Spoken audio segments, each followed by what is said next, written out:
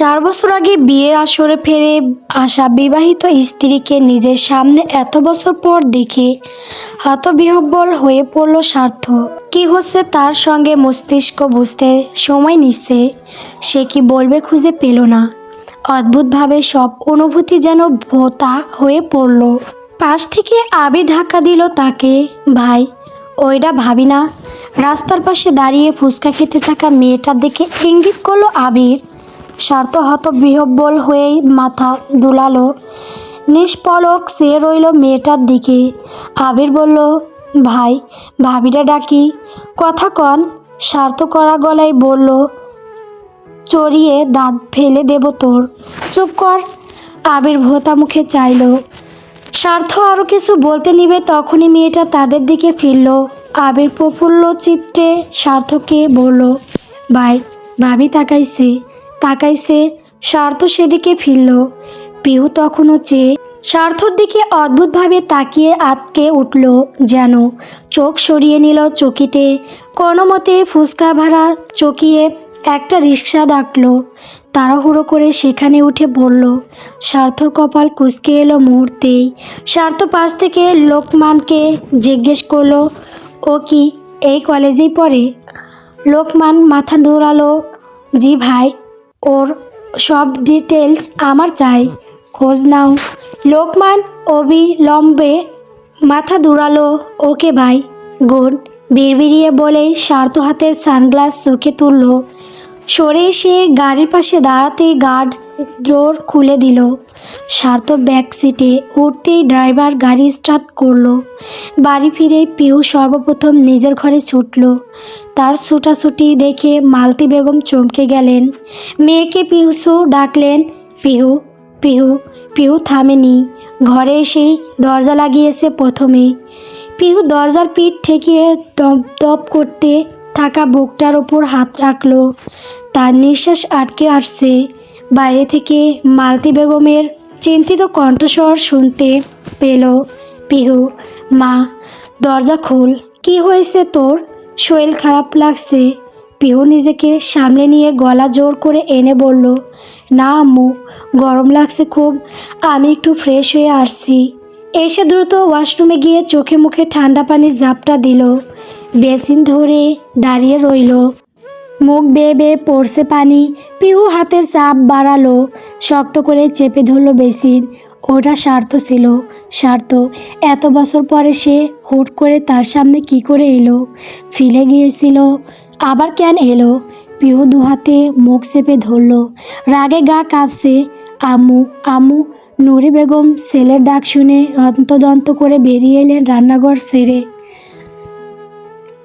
হতবাক হয়ে গেলেন এত বছর পর ছেলেকে দেখে। স্বার্থ মাকে দেখে দীর্ঘ হাসল। এসে জড়িয়ে ধরল মাকে। নুরি বেগম আবেগে আপ্লুত হয়ে পড়লেন। ঝরঝর করে কেঁদে ফেললেন। স্বার্থ, সোনা, আসছিস তুই? এত বছর কইছিলি বাবা? স্বার্থ হাসে। মা, কাঁদছো কেন? থামো তো। আহা।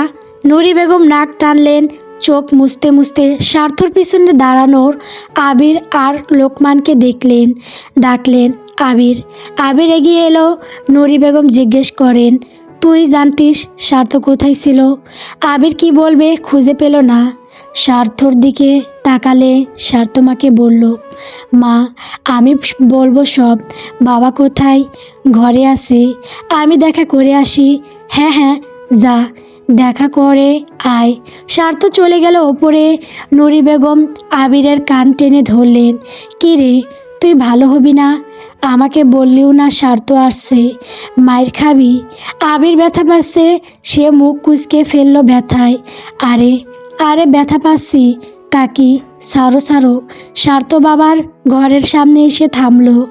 বড় করে শ্বাস টেনে দরজায় টোকা বসালো। আহমেদ সাহেব খবরের কাগজ উল্টাতে উল্টাতে বললেন, আসো। স্বার্থ ঘরে ঢুকলো। নিঃসংকোচে এসে তার সামনে চেয়ার টেনে বসলো। আহমেদ সাহেব সামনে টিকিয়েই চমকে গেলেন। রাগে ফুঁসে উঠলেন। দাঁড়িয়ে গেলেন বসা ছেড়ে। চেঁচিয়ে বললেন, তুমি তুমি এখানে কি করছো? নুরি, নুরি। নুরি বেগম ছুটে এসে ঘরে ঢুকলেন। স্বার্থ বাবার উত্তেজিত হাবভাবে হেসে ফেলল, কপালে আঙুল ঘষে হাসল, চোখ তুলে বলল, আরে আপনি এত উত্তেজিত কেন হচ্ছেন কেন? শান্ত হন। আহমেদ সাহেব চেতে গেলেন, এই ছেলে চুপ একদম, চড়িয়ে তোমার দাঁত ফালিয়ে দেব, জানোয়ার ছেলে একটা। পরপর নুরির দিকে চেয়ে গর্জে উঠলেন, এই বিয়াদবটাকে বাড়িতে ঢুকতে দিয়েছো কোন সাহসে?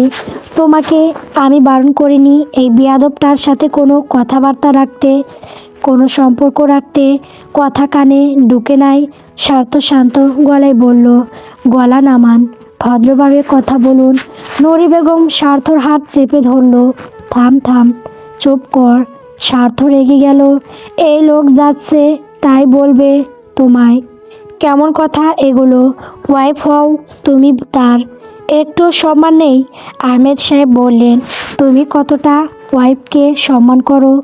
তাকে বিয়ে আসরে ফিরে চলে গেলে, অস্বীকার করলে বিয়ে, তারপরেও এত বড়াই করে কথা বলতে লজ্জা করে না? স্বার্থ তপ্ত চোখে তাকালো তার দিকে। রাতের বেলা অপরিচিত নাম্বার থেকে কল পেয়ে পিহু চমকালো, কপাল কুঁচকে বসে রইল বিছানার কোণে। ফোন বাজতে বাজতে কেটে গেল, আবার কল এলো। সে হাতড়ে ফোন নিল, রিসিভ করে বলল, হ্যালো। পিহুর গলা পেয়ে স্বার্থ ওপাশে হাসে, তপ্ত শ্বাস ফেলে সাড়া না পেয়ে পিহু কপাল কুঁচকায়। হ্যালো, কে? এ যাত্রায়ও স্বার্থ কথা বলল না। পিহুর বিরক্তি মাত্রা ছাড়ালো, রেগে মেগে বলল, আরে ভাই, কথা না বললে ফোন কেন করেছেন? অদ্ভুত লোক। পিহু কল কাটতে নিতেই ওপাশ থেকে পুরুষ কণ্ঠ পেল, sweetheart, how are you? Pihu হতভম্ব, সুইট হার্ট কে? কার সুইট হার্ট? কেমন কথা এগুলো? পিহু তড়িঘড়ি করে কল কাটলো, ফোন দূরে ছুঁয়ে মুখে হাত দিয়ে বসে রইল। মস্তিষ্ক তখন থিতিয়ে জিম মেরে গেল মেয়েটা। পিহু পিহু চমকে উঠল, তড়িতে সামনে চাইতে বাবার আদল ভাসল। রহমান সাহেব ঘরের দরজায় দাঁড়িয়ে। পিহু বাবাকে দেখেই ঠিক হয়ে বসল, নিজেকে শান্ত করার আপ্রাণ চেষ্টা চালিয়ে বাবার ডাকের প্রত্যুত্তর করল, জি বাবা, আসবো। পিহু তড়িঘড়ি করে বলল, হ্যাঁ এসো না। রহমান সাহেব ঘরে ঢুকলেন। পিহু গলায় ওড়না জড়িয়ে বিছানায় ছিটিয়ে রাখা বইপত্র সরাতে ব্যস্ত হলো। টেবিলে বই রাখতে থাকলে রহমান সাহেব মেয়েকে পিছু ডাকেন। পিহু পিহু পিছু ফিরল, জি বাবা। ভদ্রলোক মেয়েকে হাতের ইশারায় ডাকলেন, এদিকে এসো মা। পিহু এদিক ওদিক তাকায়, হাতের বই টেবিলে রেখে পিলপিল করে এগিয়ে এলো বাবার সামনে। রহমান সাহেব পিহুর হাতের কবজি ধরলেন, টেনে পাশে বসালেন, মাথায় হাত বলিয়ে জিজ্ঞেস করলেন, কেমন আছো মা? পিহু অবাক হলো, বাবারা সাধারণত এমন হুট করে প্রশ্ন করে না, সন্তান কেমন আছে।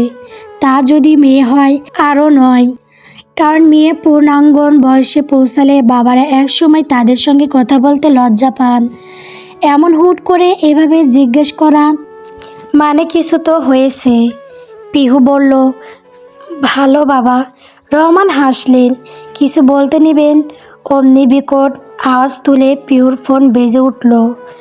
রহমান কপাল কুঁচকে ফোনের স্ক্রিনে তাকান। পিহুও তাকায়, আগের নাম্বার দেখে তড়িঘড়ি করে ফোন টেনে নিল, কল কেটে স্ক্রিন অফ করলো। রহমান পিহুর দিকে তাকালেন, কেসি কোথায় দাঁড়িয়েও পড়েনি, তার আগেই আবার বেজে উঠল ফোন। পিহু তড়িঘড়ি করে কেটে দিল কল, ফোন সুইচ অফ করে পাশে সরিয়ে রাখলেন। রহমান আবারও জিজ্ঞেস করেন, কে ফোন করেছে? পিহু কি বলবে খুঁজে পেল না, হাতের আঙ্গুলে ওড়না পেঁচাতে পেঁচাতে পিহু বলল, ওই বাবা, বান্ধবী ছিল। বান্ধবী তো কেটে দিলে কেন? এমনিতেই তোমার সাথে কথা বলছি, এখন রিসিভ কেন করব? পরে কথা বলবো। শিওর? হ্যাঁ পাক্কা। রহমান সাহেব তপ্তশ্বাস ফেললেন, মেয়েকে জিজ্ঞেস করেন, কেউ তোমায় বিরক্ত করে না তো? রাস্তাঘাটে বা কলেজে? পিহু মাথা নাড়ায়, না বাবা, করলে আমায় জানাবে। এসব কিছু তোমার সাথে হোক আমি চাই না। পিহু বাবার কাছ ঘেঁষে বসে নিশ্চিন্ত করে বলে, জানাবো আমি, এত ভেবো না, সব ঠিক আছে। উনি হাসলেন, মেয়ের মাথায় আদুরে চুমু খেলেন। ভাই, আপনি ভাবির সব ডিটেলস চেয়েছিলেন, সেগুলো এনেছিলাম। স্বার্থ চোখ তুলল ল্যাপটপ থেকে, আবিরের দিকে চেয়ে আবারও চোখ সলালো। বলল, রেখে যা। আবির একটা ফাইল তার সামনে রাখলো। চলে যেতে নিলেই স্বার্থ পিছু ডাকে, আবির। আবির দাঁড়িয়ে পড়ল, স্বার্থর দিকে ফিরে বলল, জি ভাই। আম্মু কোথায়? নিচে আছে। কি করছে? রান্না। স্বার্থর কপাল কুঁচকে এলো। আম্মু রান্না করে, মেইড আছে না, ওরা কি করছে? আবির মাথা নুয়ে মিনমিনিয়ে বলল, আঙ্কেল মেইডের রান্না খান না। যখন আন্টি কোনো কারণে রান্না করতে পারে না, উনি তুলকালাম কাণ্ড বাঁধান।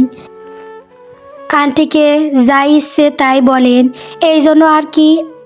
আবির আর বলতে পারল না। স্বার্থর মুখ কুঁচকে এসেছে।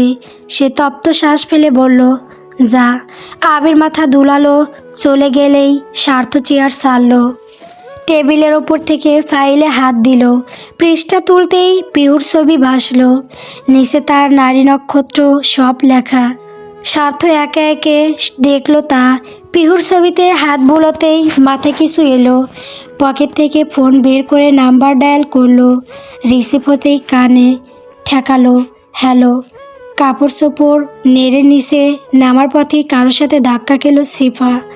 হত্যদন্ত করে সরে দাঁড়ালো, সরি সরি।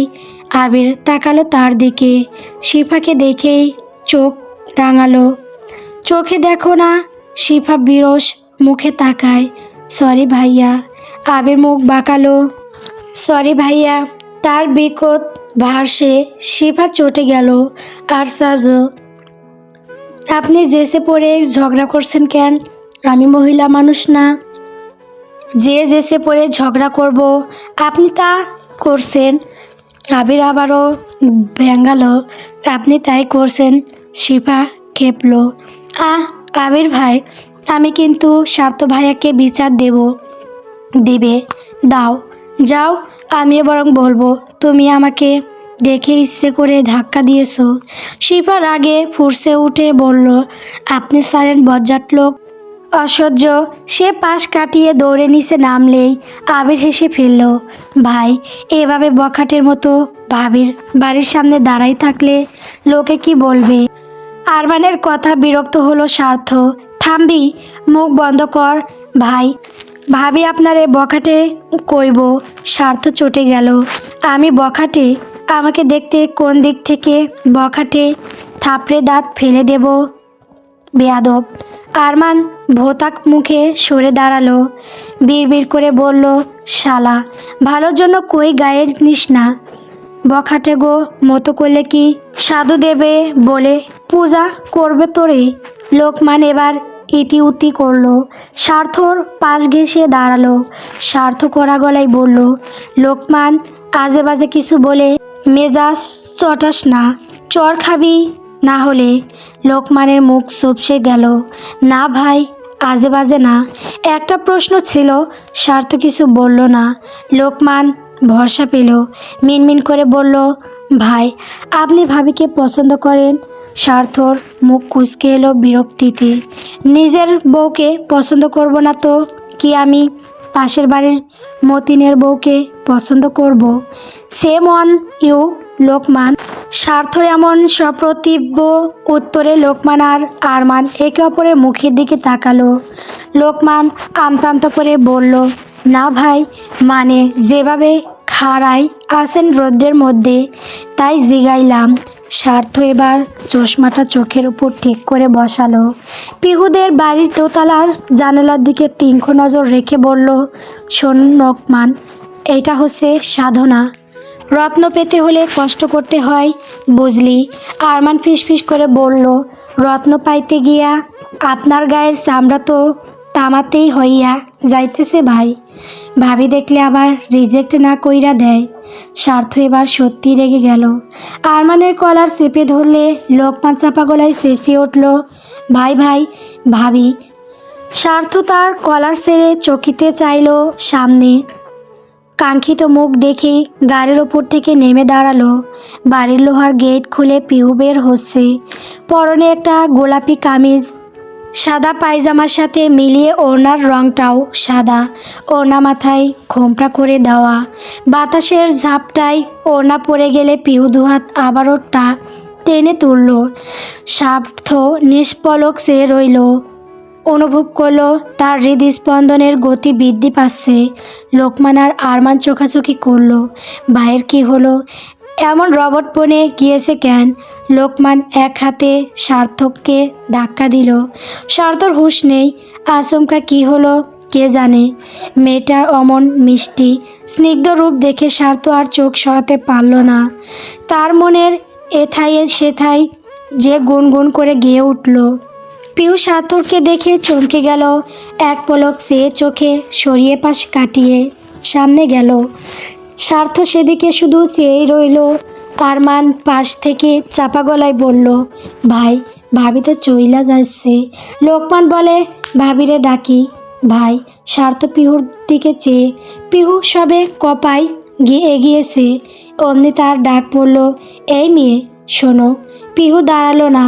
তড়িঘড়ি করে পা বাড়াতে নিলেই স্বার্থ ধমকে উঠল, রীতিমতো এই মেয়ে দাঁড়াতে বলেছি তোমায়। পিহু দাঁড়িয়ে পড়ল। আশপাশ চাইল চোখ ঘুরিয়ে, তখনও রাস্তায় তেমন মানুষ নেই। পিহু স্বস্তি পেল। সে পিছু মুড়তেই লোকটা আবারও ডাকলো, এদিকে এসো। পিহু কপাল কুঁচকায়, নিজ দিকে আঙুল তাক করে জিজ্ঞেস করে, আমি? স্বার্থর হাস্যহীন নিরেট প্রত্যুত্তর, আর কাউকে তো রাস্তায় আমার আশেপাশে দেখছি না। পিহু অপমানিত বোধ করলো। স্বার্থ গাড়িতে ঠেস দিয়ে দাঁড়ালো। দু আঙ্গুল তুলে ইশারায় ওকে সামনে ডাকলো। মেয়েটা ভয়ে ততস্থ হলো। আশেপাশে চোখ ঘুরিয়ে চাইল তরিতে। তখনই আরমান ডাকলো, ভাবি দাঁড়িয়ে আছেন কেন? আসেন না। স্বার্থর নজর নিরেট, তিনখ চোখ জোড়া পিহুর মুখে কয়ে দিই। পিহু গুটি গুটি মেরে এগিয়ে এলো। দু হাতের দূরত্ব নিয়ে মুখোমুখি দাঁড়াতেই স্বার্থ খ্যাক করে উঠল, ওখানে দাঁড়িয়েছো কেন? কাছে আসলে কি গা জ্বলে যাবে, নাকি চামড়া খসে পড়বে? অদ্ভুত, বেশ অদ্ভুত। পিহু হতবাক হয়ে গেল। ইনি স্বার্থ ভাই কি করে? পিহুর নিজের কান চোখকে বিশ্বাস হলো না। স্বার্থ ভাই এত নির্লজ্জ নন। এমন অসভ্যতাম রাস্তার মাঝে করার মতো লোক তিনি নন। এসব কি হচ্ছে? পিহুর কান ঝাঁঝা করে উঠল। অস্পষ্ট স্বরে বলে উঠল, আশ্চর্য, কী সব কথাবার্তা এগুলো? কণ্ঠস্বর নরবয়েক তার। স্বার্থ আচানক চটে গেল। বেয়াদবি করছো কেন? এটা কোনো ধরন হলো কথা বলার? পিহু হতবম্ব আশ্চর্য চোখে চাইতেই স্বার্থ তাকে ফের কাছে ডাকলো। আরমান আর লোকমান ততক্ষণে কেটে পড়েছে। কোথায় গিয়েছে কে জানে। পুরো রাস্তা তখন ফাঁকা। দূর অম্বরে তখন সূর্যি মামার বিক্ষিপ্ত বিচরণ। বিক্ষুব্ধ মেজাজটা ঠিক কী কারণে হলো সে প্রশ্ন বাহুল্য। জনমানব শূন্য রাস্তার মাঝে গাড়ির বনেটে বসে উদ্গ্র ছেলেটার সামনে এমন ভয়ে ততস্থ জড়সড় হয়ে দাঁড়িয়ে থাকা মেয়েটাকে দেখে যে কেউ ভেবে নিবে এখানে উচ্ছৃঙ্খল কোনো কর্মকাণ্ড ঘটছে। অবশ্য পিহুর কাছে এও কম কি, এসব বিশ্রী কাণ্ড তার সাথে জন্মে ঘটেনি। পিহুর কান্না পেয়ে গেল। আচমকা কণ্ঠে রোষ এলো। চটে যাওয়ার মেজাজে তেতে উঠল। তর্জনী তুলে খেপাতে গলায় বলতে লাগলো, সমস্যা কি আপনার? আবার এসেছেন কেন? কী চান আপনি? আমাকে শান্তিতে না বাঁচতে দেওয়ার পণ করেছেন? ছেড়ে যখন গিয়েছিলেন তখন ফিরে কেন এলেন? স্বার্থ নিরুত্তাপ। পিহুর রাগ বেয়ে গেল। তরতরিয়ে মাথা থেকে পায়ের তালু রক্ত পর্যন্ত যেন টকবক করে ফুটতে লাগলো। মুখ রাগে লাল। দেখুন, স্বার্থ কথা টেনে নিল অমনি। দেখাও পিহু থতমত খেলো, আশ্চর্য হয়ে বলল, কি? স্বার্থর মুখে তখনও বিশেষ ভাবই নেই। বড্ড সাবলীল গলায়ও বলল, সেটা আমি কি করে বলবো বলো? তুমি কি দেখাতে চাও আমি কি তা জানি বলো? শুনেই তাকালো পিহু। জহুরি চোখে পড়তেই নজরে এলো স্বার্থর ঠোঁটের কোণের অতি সূক্ষ্ম বিশ্লের হাসি। ও থতমত খেলো আরেক দফা। স্বার্থ বলল, এত কথা বাড়াচ্ছ কেন? সামনে এসো। পিহুর সোয়াল অমনি শক্ত হলো। রাগ বাড়ল তরতর করে। হাত শক্ত করে বলল, স্বার্থ, আপনার কি মনে হচ্ছে আমরা হ্যাপিলি ওয়েডেড কাপল? আপনি সবটা জানেন আপনি কি কি করছেন, তবু এমন নাটক কেন করছেন? স্বার্থর মুখ তখন হাস্যহীন। চোখ বুজে লোকটা লম্বা শ্বাস টানল। পরপর এক লাফে গাড়ির বনেট থেকে নামলো। তামাতে মুখটাই তখন অদ্ভুত কাঠিন্য। পিহুর মুখ তখন লাল রোদে, সঙ্গে রাগও। স্বার্থ 3 পা এগিয়ে এলো, পিহু 3 পা পিছিয়ে গেল। এক প্রকার লাফিয়ে পরনের কামিজ খামছে বলল, কি সমস্যা? দূরে থেকে কথা বলেন, কি চাও এখন? পিহু আশ্চর্য হলো। বিস্ময়ে হতবিহ্বল সে। কি চাই মানে? কি চাইবো আমি? উল্টো আমার বলা উচিত আপনি কি চাইছেন, যে এমন বখাটের মতো আমার পিছে গুড়গুড় করছেন, আমাকে বিরক্ত করছেন। স্বার্থ আশ্চর্য চোখে তাকালো। আমি বখাটে মতো করছি? অবশ্যই করছেন। রাস্তায় একটা মেয়েকে এমন হ্যারেস করা কথাকার সাধুবাদিতা। আপনার কি মনে হয় আমি কিছু বুঝি না, কিচ্ছু জানি না আমি? প্রতিদিন যে এরকম রাস্তায় আমার বাড়ির সামনে দাঁড়িয়ে থাকেন, ইভেন আমার ভার্সিটি অবধিও পৌঁছে গিয়েছেন আপনি। আচ্ছা, বেয়াদব লোক তো আপনি। পিহু, বেশি বলছো না? অবশ্যই না। স্বার্থ আশ্চর্য চোখে তাকিয়ে রইল। কিছুক্ষণ চেয়ে থেকে 2 হাতে ঘাট টলতে লাগলো। চোখ উঁচিয়ে চাইতেই পিহু আটকে উঠল। কেমন করে তাকিয়েছে লোকটা। পিহুর মনে হলো তার ভেতরকার আত্মাটুকু উড়ে যাবে। কি ভয়ঙ্কর নজর। স্বার্থ এগিয়ে এলো। তার আগুনের তালে পিহু পিছিয়ে যেতে লাগলো। এক যাত্রায় সে থেমে গেল, স্বার্থ মুখোমুখি হলো। তাদের দূরত্ব তখন এক হাতের মতো। স্বার্থ তীক্ষ্ণ চোখে তাকালে পিহু চোয়াল শক্ত করলো। পাশে তখন ফাঁকা জায়গা। পিহু চটজলদি তড়িঘড়ি করে পাশ কাটাতে নিলেই স্বার্থ তার কাঁধের ব্যাগ টেনে ধরল। আচমকা কর্মে পিহু হতবাক। দাঁড়িয়ে পড়ল টান পড়তেই।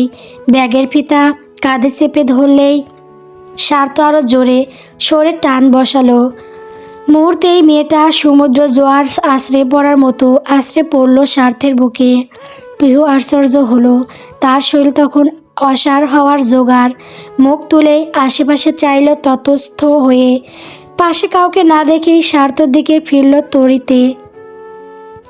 রাগে তার গা কাঁপছে, শরীরে রক্ত টকবগিয়ে উঠল। নাকের পাতা ফুলিয়ে বলল, কি করছেন আপনি? ছাড়ুন আমাকে। পিহু হাত ছাড়াতে নিলে স্বার্থ আরও জোরে তার হাত চেপে ধরল। মাথা ঝুঁকিয়ে তার মুখোমুখি হয়ে দাঁত পিষল। হিসিয়ে বলল, এখনো তো ধরলামই না, তার আগেই ছেড়ে দেব? আমি যে এত সুপুরুষ নই পিহু, একদমই না। আমি ধরার মতো ধরলে সারার জন্য ছটপট করে মরে গেলেও রেহাই পেতে না। And mark my word. Pihu বিহ্বল সংবিত পেতেই হাত মুচড়ে উঠল। খেপাতে গলায় বলল, হাত ছাড়ুন, ছাড়ুন, অসভ্য লোক একটা, ছাড়ুন আমাকে। ঠেলে ঠুলে কোনো মতে নিজেকে ছাড়াতে হাঁপ ছাড়ল পিহু। ফোঁস করে শ্বাস ফেলল। তর্জনী উঁচিয়েছে সবে রেগে মেগে কিছু বলতে, তখনই কেউ ডাকলো, পিহু। পিহু থেমে গেল। পরিচিত কণ্ঠস্বরে বনে গেল। চকিতে পাশে ফিরতেই যার আদল ভাসল। পিহু হতবাক হয়ে গেল। ঠোঁটে ঠোঁট চেপে ঢোক গিলল। চোখ সরিয়ে স্বার্থের দিকে তাকালে দেখল লোকটা কেমন কপাল কুঁচকে আগন্তুক এর দিকে চেয়ে। পিহু হাত মুঠো করে ফেলল। অমনি স্বার্থ তার দিকে তাকালো। নিরেট শান্ত অদ্ভুত নজরে বেড়ে পড়ে পিহু থতমত খেল। ওই লোকটা ততক্ষণে তার পাশে এসে দাঁড়িয়েছে। স্বার্থ একবার তার দিকে চাইল তো আর একবার আগন্তুক এর দিকে। পিহু হাঁসফাঁস করতে লাগলো। তানভীর এসেই তাকে ব্যগ্র হয়ে জিজ্ঞেস করলো, পিহু কি হয়েছে, ঠিক আছো তুমি? পিহু কোনো মতে তাকালো, বলল, আমি ঠিক আছি। দেখে মনে হচ্ছে না এই লোকটাকে তোমায় বিরক্ত করছে। নিজের দিকে ইঙ্গিত এলেও স্বার্থ টু শব্দ করলো না। না তো নড়ল চুল পরিমাণও। কপাল কুঁচকে তাকিয়ে রইল। পিহু তার দিকে তাকিয়ে চোখ সরালো। তানভীরকে বলল, তেমন কিছু না, আমি ভার্সিটিতে যাচ্ছিলাম আর কি। তাই ভার্সিটিতে গেলে এখানে কি করছো? পিহু অপ্রস্তুত হলো, কি বলবে খুঁজে পেল না। বারে বারে পলক ঝাপটে নিজের অপ্রস্তুত ভঙ্গিমা লুকাতে চাইল। বলল, আমি। ওই তানভীর অমনি তার হাত ধরল। আচ্ছা চলো, আমি পৌঁছে দিচ্ছি। সামনে পা বাড়তেই নিবে। তখনই হাতটা শক্তপোক্ত কোনো খড়খড়ে হাত টেনে ধরল। পিছে ফিরতে সার্থককে দেখল। সার্থ ঝাড়া মেরে তার হাত ছাড়ালো। পিহুর হাত ধরে টেনে তাকে নিজের পিছে সরিয়ে ফেলতেই তানভীর রেগে গেল। এই কে তুই? তার তর্জন গর্জনে স্বার্থ হেসে ফেলল। আরে রিল্যাক্স, এত রাগছেন কেন? হাত ছাড়। আশ্চর্য, প্রথম দেখাতেই ডিরেক্ট তুই। একটু বেশি ফরমাল হয়ে গেল না? তানভীরের মেজাজ চটে গেল। চিনে না জানে না কোত্থেকে এসে এসব ছেলে পেলে তার সাথে লাগছে। তানভীর খেপে বলল, ভালোই ভালোই সামনে থেকে সর, বেশি বকবক করিস না। স্বার্থ তার কুঁচকে যাওয়ার কলার গুছিয়ে দিতে দিতে বলল, আপনি বরং বাড়িতে যান, ঠান্ডা পানিতে একবার গোসল করুন। এত রাগ নিয়ে চললে তো মাথা ব্লাস্ট হয়ে যাবে। পিহু হতভম্ব হয়ে গেল। এসব কি কথা? স্বার্থর মাথার তার কি ছিঁড়ে গিয়েছে নাকি স্ক্রু ঢিলে হয়ে গিয়েছে? পিহুর মন চাইল এক দৌড়ে বাড়ি থেকে স্ক্রু ড্রাইভার নিয়ে এসে ঢিলে স্ক্রুগুলো টাইট করে দিতে। তানভীর স্বার্থর বুকে ধাক্কা দিল। কে তুই? এত চোপা চালাচ্ছিস কেন? আমি কে সেটা আপনার না জানলেও চলবে। আপনি বরং এখান থেকে যান। আর পিহুর জন্য আমি যথেষ্ট রয়েছি। পিহুর জন্য আমি যথেষ্ট রয়েছি শুনে তানভীরের রাগ যেন সপ্তম আকাশে ছুড়ল। সে ফের স্বার্থের বুকে ধাক্কা দিল। পিছে ঠেলতে ঠেলতে বারবার বলল, যাব না। কি করবি তুই? কি করবি? পিহু ভরকে গেল। স্বার্থ হাসে। আচমকা তার হাত মুচড়ে কান বরাবর সজোরে চর বসালো। তানভীরের পুরো দুনিয়া যেন দুলে উঠল সেকেন্ডের মাঝে। কানে হাত চেপে পিছিয়ে গেল। একটা ভব শব্দ হচ্ছে। কান থেকে হাত নামিয়ে সামনে ধরতেই বনে গেল। হাতে রক্ত দেখে পিহু মুখে হাত চেপে রেখেছে। এইসব দেখে সে পিছিয়ে গেল। স্বার্থ আঙুল তুলল। Next time rehab yourself. এবার থাপ্পড় মেরেছি, পরের বার জানে মারবো। স্বার্থর আর কথা বাড়ালো না। ধূপ দাপ পা ফেলে পিহুর সামনে দাঁড়ালো। হাত বাড়িয়ে শক্ত করে চেপে ধরলো পিহুর হাত। পিহু চমকে উঠল। চোখ বড় বড় করে তাকালো তার দিকে। স্বার্থ দাঁড়ায় না। বাতাস যেমন শো করে চলে যায় অমনি শো করে এক প্রকার টেনে নিয়ে গেল গাড়ির কাছে পিহুকে। পিহু হাত ছাড়াতে চাইল। ছাড়ুন। স্বার্থ ছাড়ল তো নাই, উল্টো চোখ গরম করে চাইতেই পিহু দমে এলে খানিকটা। তবুও বারে বারে হাত মুচড়ে নিতে লাগলো।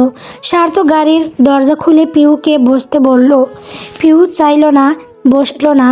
স্বার্থ জোরে পারলেও না পেশারি। স্বার্থ তাকে গাড়িতে বসিয়েই যেই উল্টো ঘুরলো ড্রাইভিং সিটে আসতে, তখনই পিহু গাড়ির দরজা খুলতে উঠে পড়ে লাগলো।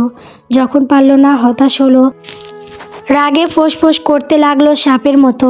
স্বার্থ পাশে এসে বসতে গর্জে উঠল রীতিমতো। কি শুরু করছেন আপনি? স্বার্থ টলল না। স্টিয়ারিং হুইলে হাত রেখে বলল, কি করেছি? পিহু হতবাক। কি করছেন? কি করেননি? এসব কি? কেন করছেন? স্বার্থ হাসি কৌতুক করে বলল, শোকে থাকতে ভূতে কিলাই তো, এই জন্য ভূতে কিলাইনি, খেতে বইয়ের কাছে ফিরলাম। আশ্চর্য, আশ্চর্য। পিউ হতবিহ্বল চোখে চাইল। আবির, তুই কি প্রেম করিস? আবির থতমত খেলো। কি? নড়িয়ে তার কাঁধ চাপড়ে বললেন, আরে লজ্জা পাচ্ছিস কেন? বল তো।